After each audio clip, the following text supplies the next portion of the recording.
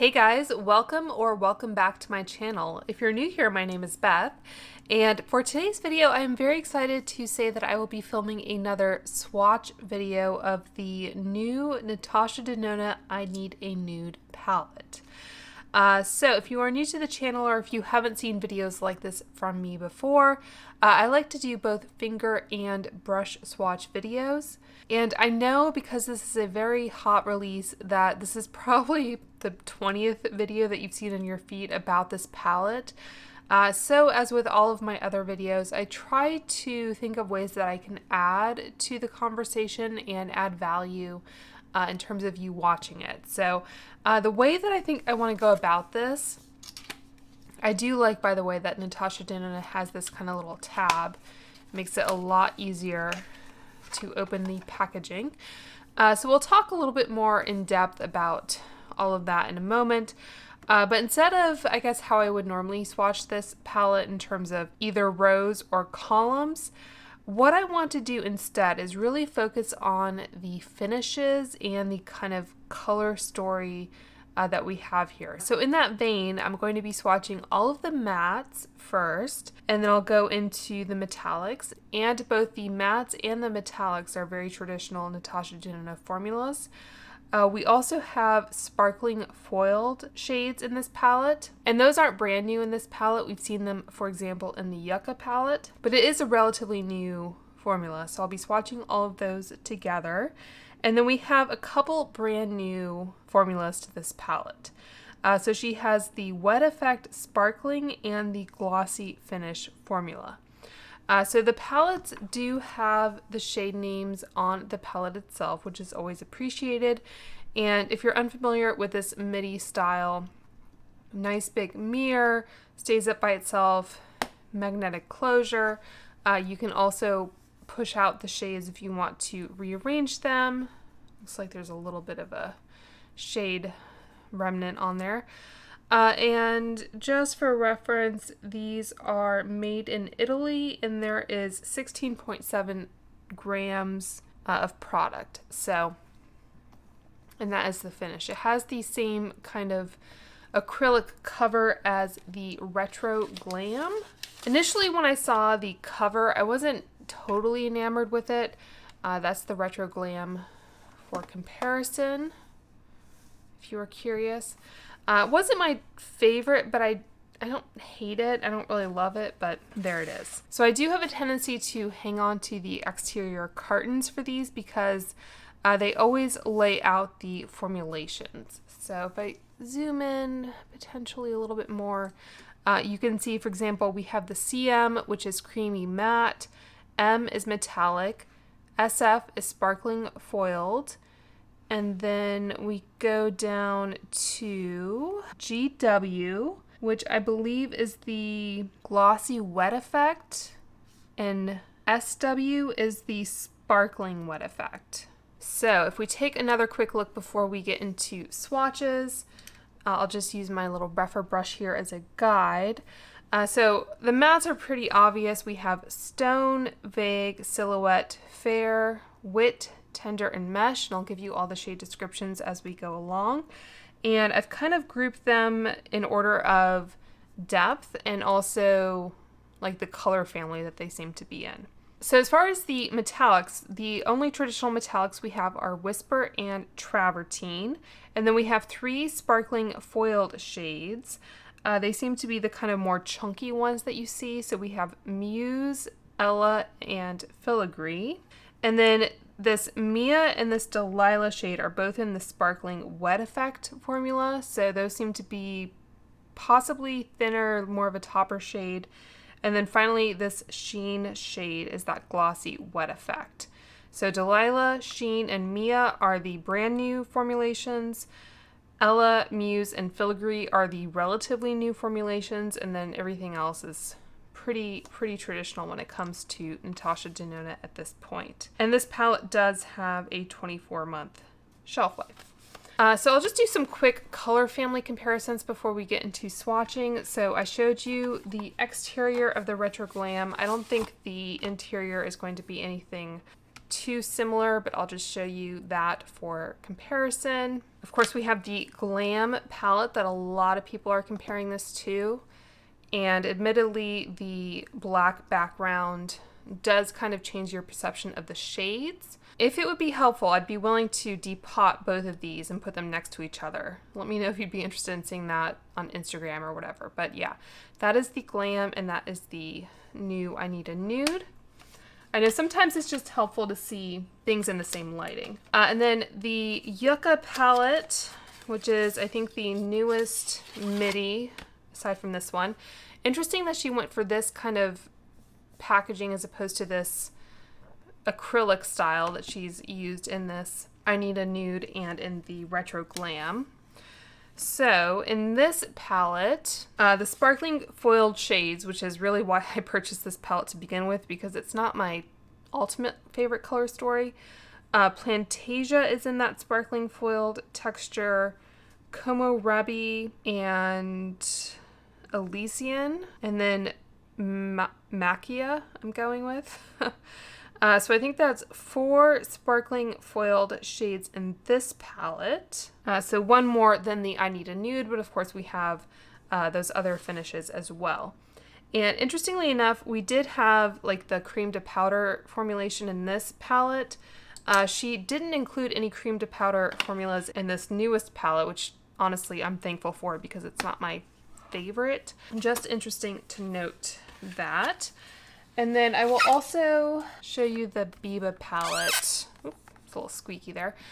I think I need to back out a little bit there. So this is her larger form factor, and I think as a lot of people have said, she seems to be sticking with this form factor for the time being, which I think is a good move because the average consumer just isn't going to go through all of these shades.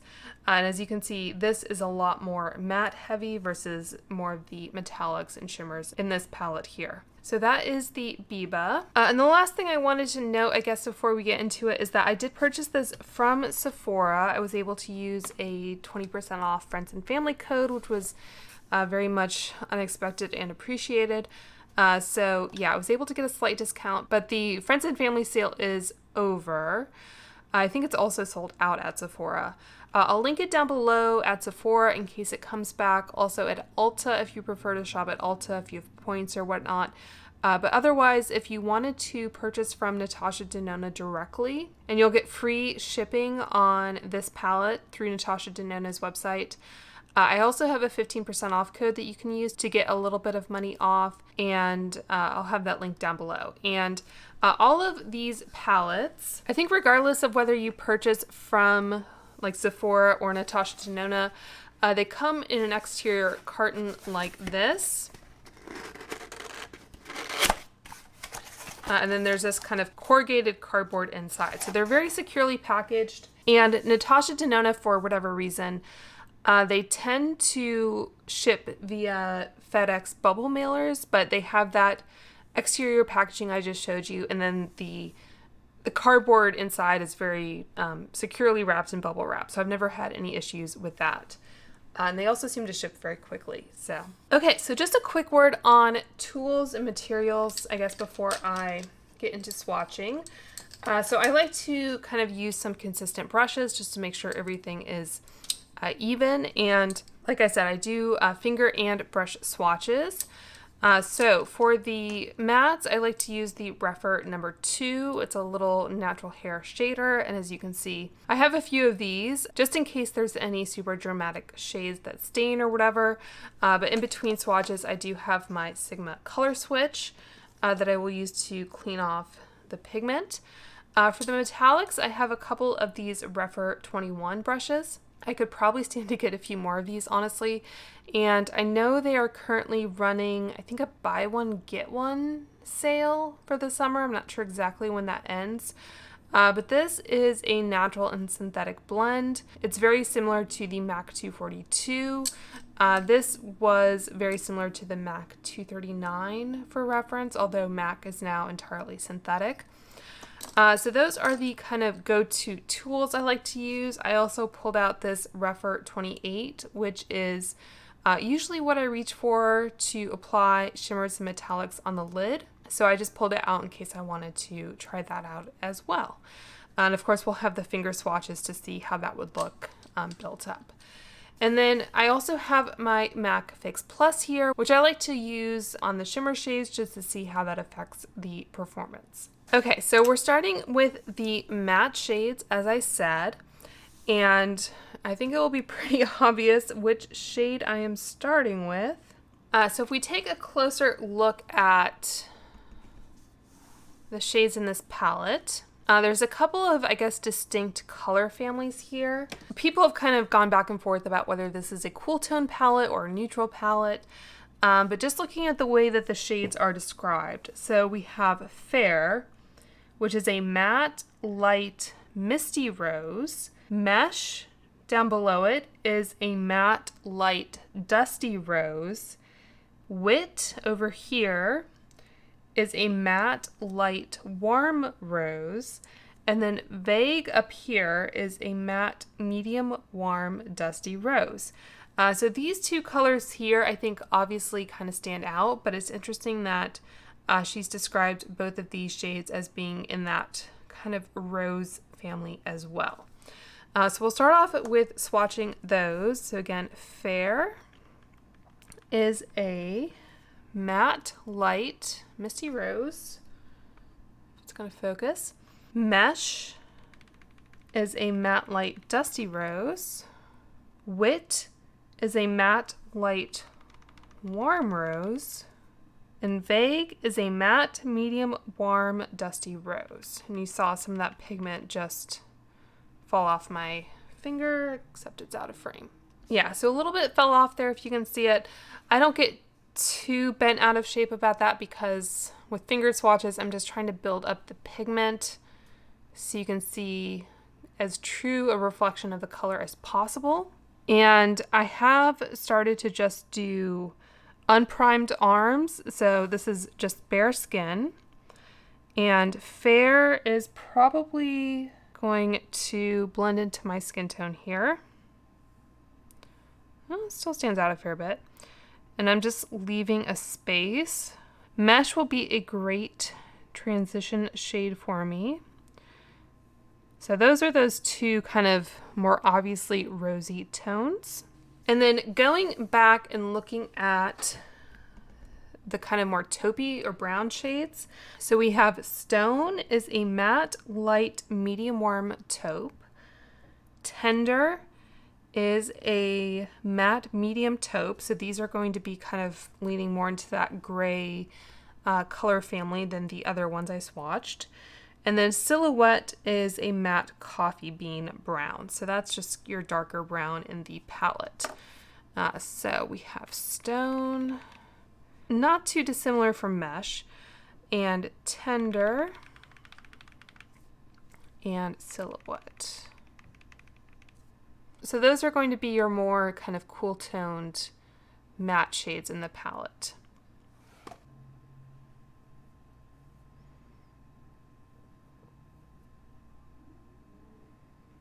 And of course, as we get into my wrist wrinkles, things don't swatch quite as well.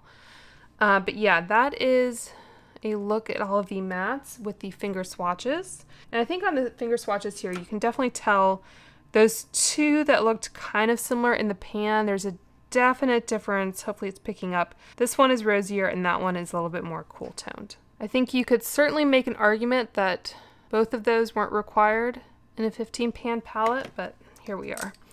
Okay, so let's start with my rougher number 2 brush and going into Fair.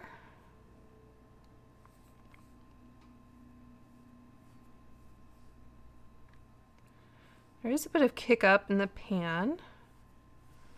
So great kind of, I'd say like foundational shade for me. I like using either a cream or a white shade for setting my primer.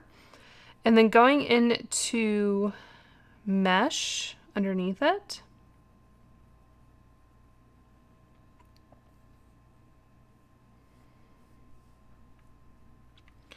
And I think I said before that this is a great, that's a great neutral transition shade for me. And then now going into the rosier tones. So first we have Wit.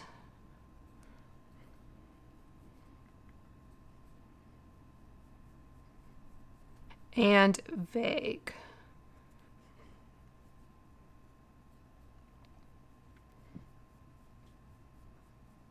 All right, and I guess I might as well use a clean brush just to take advantage of what I have. So starting off with Stone as the kind of first more taupey shade.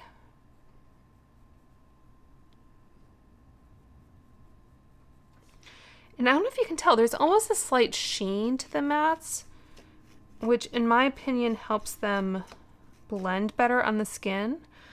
So I don't mind that at all. Going into Tender, it's not going to show up as like shimmery or anything on your eyelids. It's just a little bit of a softer formulation, I think. A little bit more forgiving. And then finally we have Silhouette, which is I think the deepest shade in the palette and the one that is going to provide the most depth. And again, we're going against kind of the wrist wrinkles here. But that same kind of finish where you can see where it's going to be pretty forgiving. If you have a deeper skin tone, it may take a little bit more work to build up the color. So that's another close look at all the shades. Okay, so I just washed my arm with dish soap, actually. Is the easiest way to do it in the kitchen sink. And I towel dried it, but of course the skin is just going to be slightly different than when it was perfectly dry. But I find that going into the metallic shades and everything, it doesn't matter quite as much. So let's talk about those two metallic shades. So as I mentioned, we have only two in this palette. We have Whisper and Travertine. Whisper is a metallic light nude pink. So really heavy on that kind of champagne pink, not so much a pink pink. If I can get it to focus. And then Travertine is a metallic soft amber, it says. This one, it reads more of a taupey metallic. Amber I think of as being kind of a warmer shade. But let's go ahead and swatch those on the arm. So this is Whisper. Really beautiful shade. And Travertine. So that is the traditional Natasha Denona metallic formula. And just taking my Refer 21 here, I'm going in with a dry brush into Whisper.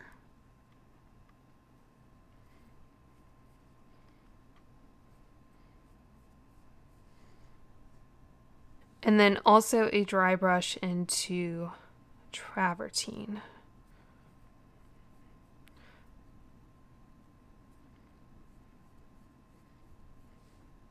So you're definitely going to get more impact there with the finger swatch. And what you can do, and as I've said before, you can either use like sponge tip applicators to try and build up or imitate a finger as much as you can, or you can use a brush to kind of get the general placement and then just tap on a little bit more with your finger to kind of amp it up in the middle.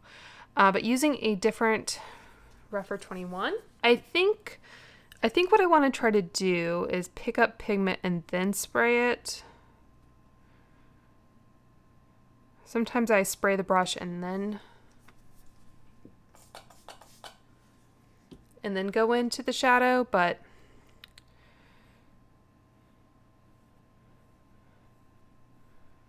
all right, so maybe I'll try both. And sometimes if I get too much spray on my brush, I just tap it off lightly on my hand just to try and avoid any hard pan, but I think Natasha's formulas are pretty amenable to being sprayed. So that was the finger, dry brush, wet brush with the shadow applied first, and then a wet brush going into the shadow. Okay, so same thing with travertine here. All right, so I picked up pigment and then sprayed it. When you do that, it kind of creates almost more of like a watercolor effect. Almost shears it out a bit.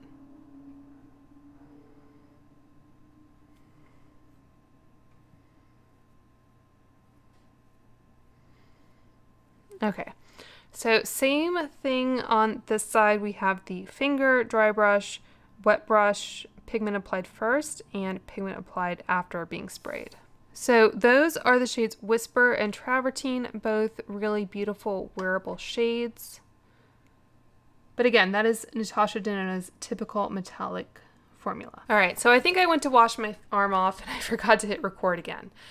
So I was just saying that we have 3 sparkling foiled shades in this palette. We have Muse is a sparkling foiled champagne, which is that one right there. And also that one on my finger. Ella is a sparkling foiled warm fawn, which is that one right there. And Filigree is a sparkling foiled medium neutral brown. So that one right there, and that is what it looks like on my finger. So those are the 3 sparkling foiled shades, and I think to date that has been my favorite Natasha Denona formula. So we'll see how this one kind of holds up. So yeah, immediately I think you can see just how much kind of shinier and more reflective that is. So go back here. I think so far Muse is more impressive than Ella. And down here we have Filigree, which is still really nice, but I think for me, Muse really takes the cake. There isn't as much a distinction, I don't think, between Muse and Filigree and the metallic formulation. If anything, it just seems like it's a little bit thicker in texture. Okay, so going into Muse. This is a dry brush. I'm not sure. Yeah, on a dry brush, it just kind of turns into more of a sparkle than anything. And then going into Ella. Again, really not doing as well. And then finally, Filigree. So on that one, I was able to kind of pick up more on the brush, I think. But yeah, those are the brush swatches. And then going into the wet brush, I guess I'll try the same thing where I pick up product and then wet it.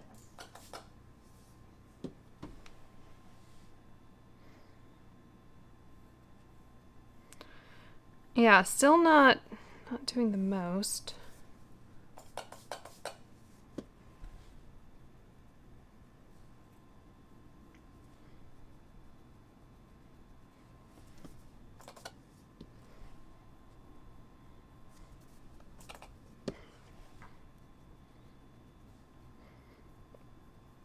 Yeah, for these, I don't know that I would recommend a brush, to be honest.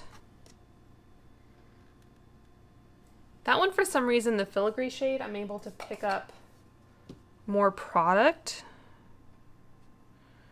So you can see I'm able to get more pigment down.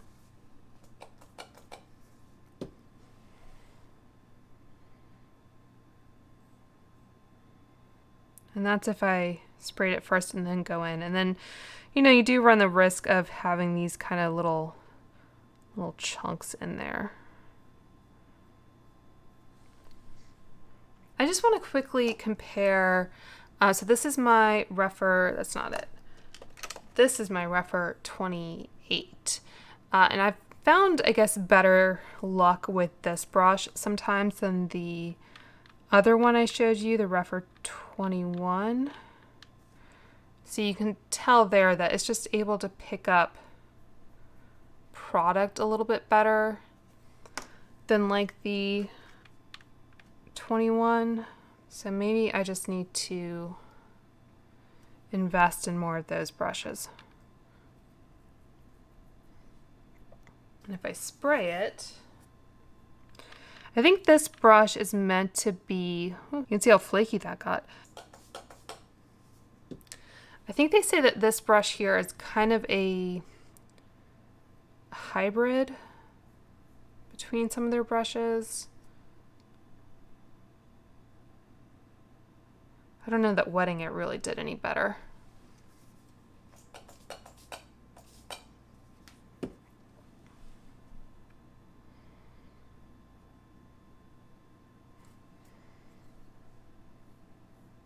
Okay, so I think wetting it and then picking it up maybe helped. But yeah, so that was the dry Refer 28. That was the dry Refer 21. That was the Refer 28 with the pigment applied first, and that was the Refer 28 with the pigment applied after the brush was wet. So you can see what a difference that can make in the impact. And again, I'll just show you, that's kind of the full-on finger swatch. It's like hang 10, dude. But yeah. Really beautiful shade, but I think half the battle is just knowing how best to work with a particular formulation. Okay, so I think we're down to our last 3 shades that we haven't swatched, and those are the kind of new formula. You can see where there's been some damage to this palette already. So I just wanted to touch base quickly on kind of the color families in this palette. So we talked about the taupes. So Stone and Tender were both taupe. Silhouette is brown. And then we had all of these rosy shades. And then we had a nude pink and amber. Muse, they called a champagne. Filigree was a neutral brown. So if you want to compare that to Silhouette as being a coffee bean brown. But yeah, Muse was the champagne. And going into these last 3, we have Sheen, which is also a champagne. They call this a glossy wet effect warm champagne. This one was just a sparkling foiled champagne. And then we have the Mia shade, which is down here. Arguably the coolest, kind of iciest shade in the palette. This one is a sparkling wet effect icy pink. And the other pink shade, they said this Whisper shade was a nude pink, a light nude pink.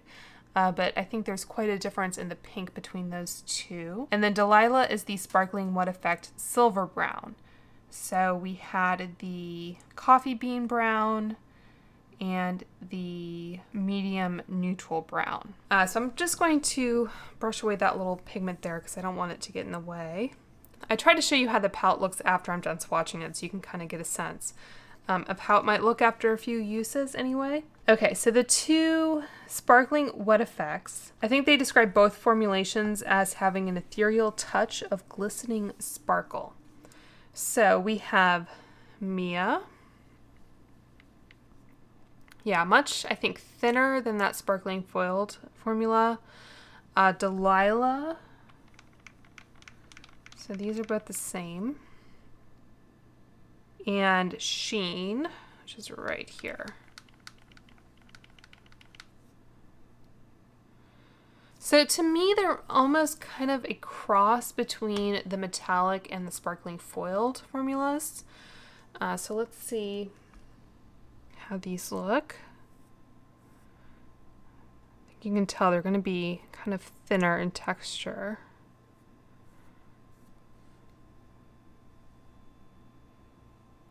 And I think those shades especially might be really pretty just kind of tapped onto the lid, just to add a little bit more kind of dimension. All right, so let's go into Mia here.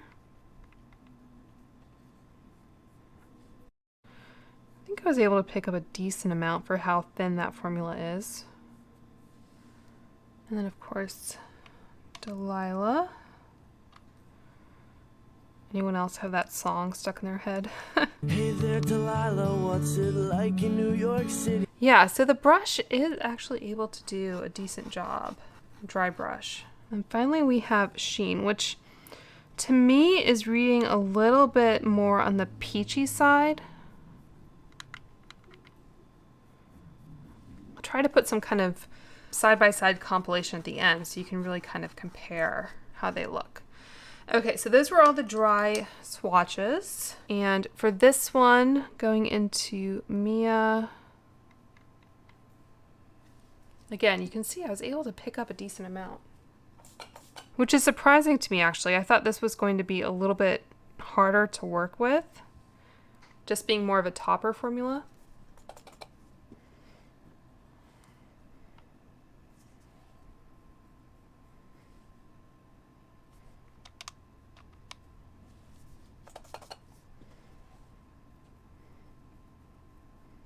And I think you can see kind of how transparent that base is sometimes. If you shear it out, you see more of the sparkle coming through.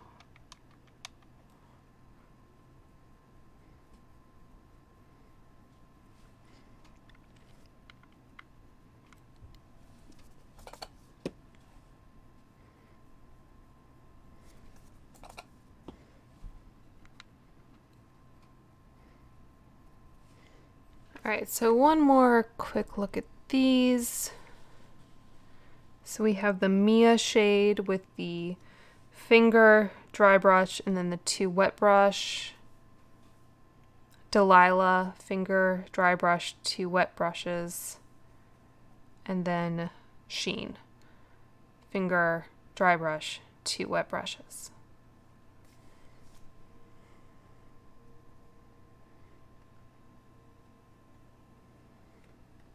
I think I forgot to do that kind of close up for the sparkling foil, so I apologize about that.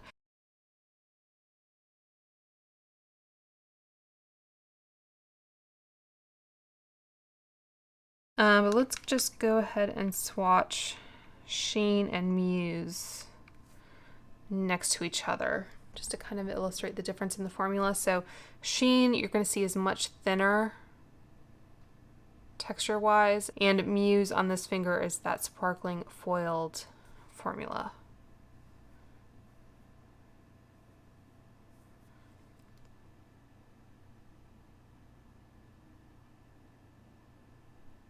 Personally, I think I like the sparkling foiled, but I know some people prefer kind of that more ethereal look to the eyes.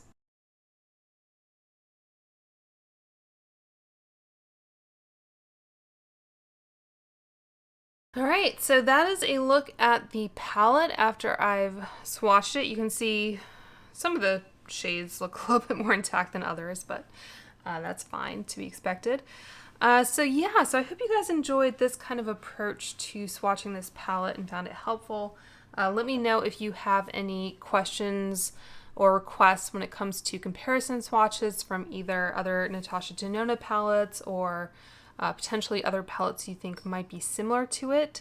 If I do have those other palettes, I'd be happy to look into them for you. But if you did find this helpful, I hope you will take the time to subscribe. And until next time, I hope you guys are all doing well and staying safe, and I will talk to you soon. Bye.